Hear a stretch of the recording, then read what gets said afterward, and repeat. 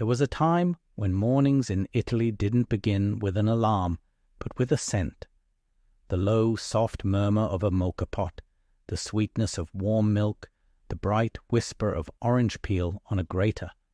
There was a time when a bowl, a spoon, and a slice of yesterday's bread could carry a whole day on their shoulders. Before we open that kitchen door together, subscribe to the Italy we remember. Each week we step back into the rooms, rituals, and flavors that shaped us and bring them home again. We're going to remember 25 forgotten Italian breakfasts from the 1950s, 60s, and 70s, small, humble beginnings that tasted like comfort and courage. Some still exist in corners of the country, but the versions we carry inside, the exact bowl, the exact light, the exact hand that placed the bread, live only in memory. That's the curiosity we promise today, what breakfast meant when money was scarce, time was slower, and love did the measuring. Picture a kitchen in 1961. Lace curtains catch morning light like soft nets. A ceramic bowl waits on a table lined with a faded cloth. The moka pot starts its little song, that steady climb before the first sputter, and the room fills with a perfume that says, "We're still here." A mother warms milk in a dented pot and pours it into the bowl. Then comes the ritual, the spoon of coffee, the swirl of caramel color, the first taste that quiets the whole house. Caffellatte was the heartbeat. Bread turned it into a story. We dipped crusts until they softened at the edge, then collapsed like surrendered boats. We cracked biscuits and watched them sink, then fished them out as if rescuing treasure. We blew away the thin skin the milk made when we lingered too long and someone laughed because we'd do it again tomorrow. We didn't call it mindfulness, but we were learning how to arrive. Post-war Italy didn't waste. Breakfast was thrifty, inventive, intimate. We had the great classics. Pane e marmellata butter spread with a knife warmed over the stovetop in winter. Fette biscottate softening in milk until they became memories. Ciambellone cut into generous slices because the ring meant there would be enough for everyone. We had orzo, the roasted barley drink that smelled like fields and patience when coffee was too dear or too strong for small mouths. And in summer, far in the south, we had granita e brioche, cold sweetness meeting warm bread at sunrise, the kind of blessing that made the day behave. We all had an aunt or a grandmother who kept jam in reused jars with handwritten dates and a prayer. Apricot in July, plum in September. The lids clicked, the sunlight hit the glass, and the color alone could feed you. We spread a thin layer on toast, and then held the slice up to the window to admire the morning shining through it. If there was butter, it came in careful curls. If not, olive oil and sugar turned bread into fireworks. Do you remember pane e zucchero? A brush of milk, a snowfall of sugar, the fragile moment before the crystals melted. We ate it too fast, and that was the point. A child's way of capturing sweetness before it ran away. Do you remember pane e cioccolato? A square of dark chocolate slid into a warm roll that melted just enough to become a secret? Do you remember the biscuit that always broke, the spoon that always scraped the bottom of the bowl, the way the kitchen smelled like soap and hope? As Italy changed, the bar arrived as a second kitchen. We learned to stand while eating a cornetto, to let an espresso reset the world in a single sip, to recognize the music of cups meeting saucers. The barista learned our order better than our name. The early chatter was a chorus that made even difficult days feel possible. Modern life slipped in, but the soul of morning, brevity with belonging, survived. Every region wrote its own verse. In Emilia, latte e orzo anchored school days. In Tuscany, a slice of schiacciata with a thin layer of jam. In Piedmont, a modest brioche filled with custard on feast days. In Campania, bread and ricotta with honey. In Puglia, Tarali dunked shamelessly in coffee. In Sicily, the first granita of the season declared summer officially open.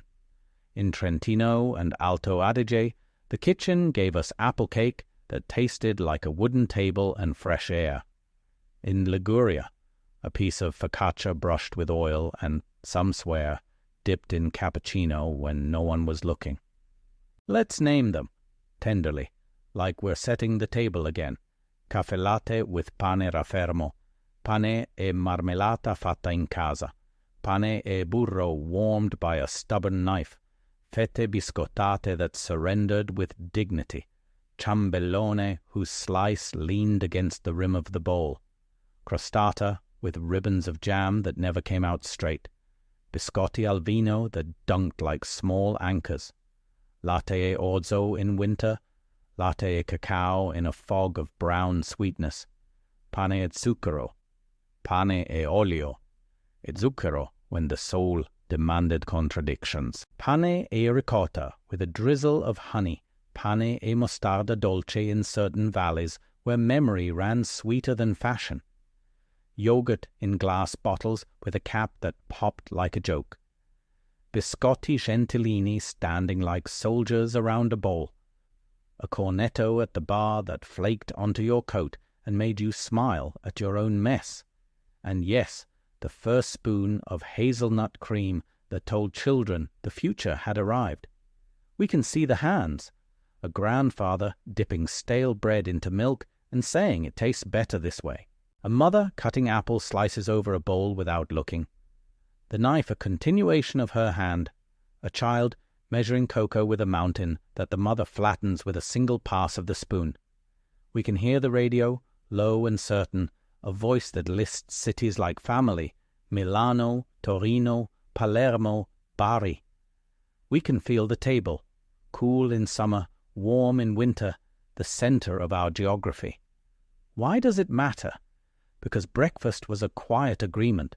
We belonged to each other before we belonged to the day. It taught us to honor small beginnings, to make beauty from what we had, to measure with the heart. It told us we were enough, even on thin mornings. It made room for all kinds of hunger, of the body, of the soul, of the child who didn't want to go to school but did anyway because someone had stirred their milk. There are anachronisms and arguments, of course. Was dunking focaccia in cappuccino a sin or a saintly act? Did the milk skin count as the best part or the part to blow away? Was the cornetto better plain or filled? Did you drink coffee before you could spell it? Our answers differ, but our longing is the same. We want to feel time slow down long enough for us to taste it. 2 small true stories, and we'll keep them short the way morning stories like to be.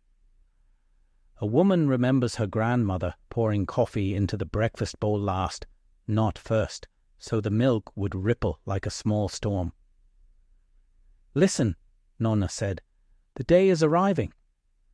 A man remembers the jam jar with a chipped rim. Every winter he could feel the chip with his thumb, and every winter he believed that meant the year would be kind. He still looks for jars with imperfections. Here's the highest note in a quiet song. We all remember those mornings, even if we never lived them, because they are the shape of a universal wish that someone will place a warm cup in front of us and say, without saying, "Take your time." The present is louder. The machines hiss instead of purr. The wrappers hurry us along. But the past left us a map that fits in the palm of the hand. Grind, stir, wait, taste, share. The kitchen knows the way back. So tomorrow, just once this week, let's try. Set a bowl instead of a cup. Warm the milk on the stove, not in the hurry of a button. Let the moka sing her little aria. Spread jam with a generous, imperfect hand. Cut a slice of last night's cake for breakfast without apologizing to anyone living or dead. Dunk something. Sit down. Look at the person across from you, and if there's no one there, look at the light. Say good morning out loud. We can make a ceremony of 5 minutes and call it home. If today's journey brought you the scent of coffee, the scrape of a spoon, or the face of someone who made your mornings gentle, share it with us. Write to stories@italywearemember.com with a photo, a recipe, a memory. We'll bring your story to life in one of our next episodes so your kitchen can become someone else's homecoming. And in the comments, tell us, what did your first bite of the day look like and who placed it in front of you? Subscribe to The Italy We Remember so these small golden beginnings don't vanish into noise. Next time, we might walk into the schoolyard at noon for the snacks that kept childhood running, or into the Sunday kitchen where dessert wasn't a luxury, it was a language. For now, let the last sip be warm. Let the spoon rest where it is. Let the bowl keep its ring of milk like a halo on the table. And let us carry the morning with us, the way Italy used to, one quiet breakfast at a time.